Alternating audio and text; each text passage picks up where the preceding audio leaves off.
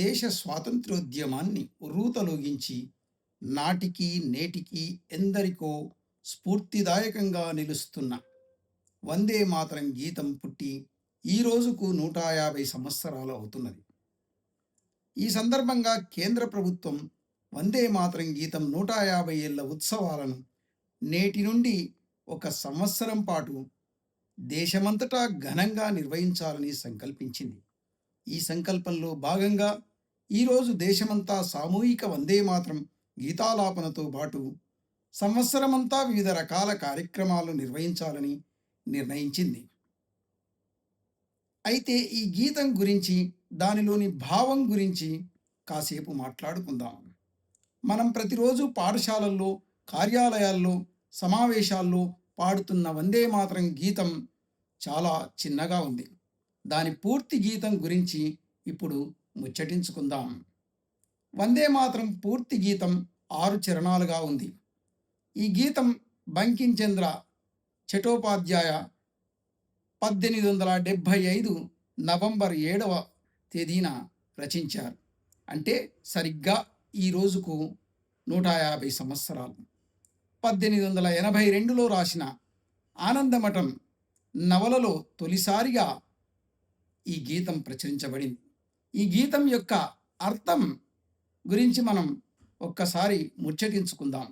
ఇది మొత్తం 6 చరణాలుగా ఉంది.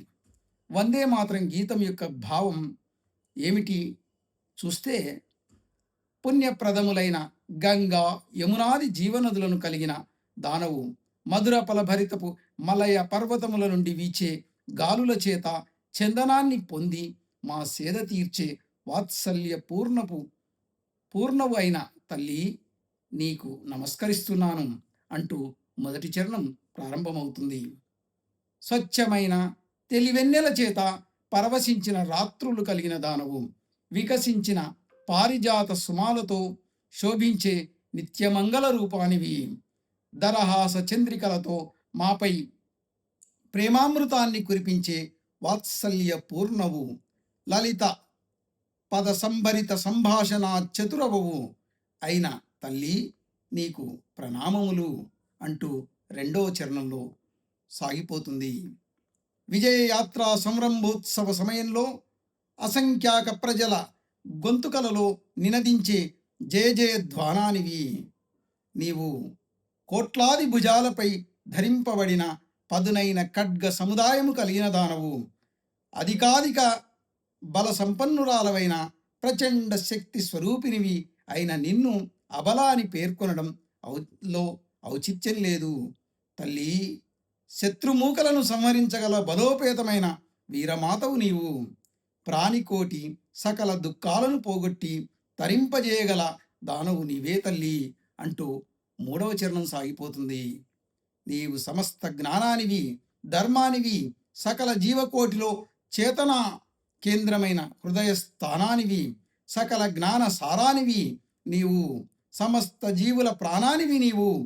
మమ్ములను దివ్య బల సంపన్నులుగా పెంచి పోషించే వీరమాతవు నీవు. అరివీర భయంకరమైన మా భుజాంతర్నిహితమై ఉన్న శక్తివి నీవే తల్లి.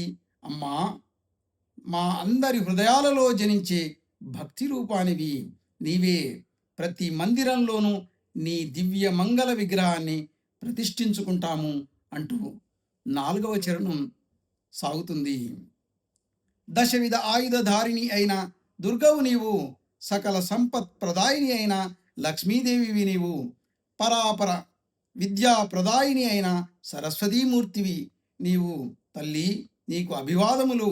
అనంతైశ్వర్యపు ప్రదాతవు, అనన్య సామాన్యురాలివి, పుణ్యజల పూర్ణవు, అన్నపూర్ణవు అయిన మాతృమూర్తి నీకు వందనములు అంటూ 5వ చరణంలో దాని యొక్క భావం కనిపిస్తుంది. సస్యశ్యామలవు, సరళవర్తినివి, మందస్మిత వదనార విందవు, సకలాభరణ భూషితవు అయిన మాతృమూర్తి విశ్వజనని నీకు శతాధిక వందనాలు, సహస్ర ప్రణామాలు అంటూ 6వ చరణం సాగిపోతుంది. 6 చరణాలుగా ఉన్నటువంటి ఈ గేయం నాడు స్వాతంత్రోద్యమంలో బ్రిటిష్ గుండెల్లో రైళ్లు పరిగెత్తించిన గీతం ఇది. దీని యొక్క పూర్తి భావాన్ని మనం ఈరోజు తెలుసుకోవడం జరిగింది. జై హింద్, జై భారత్.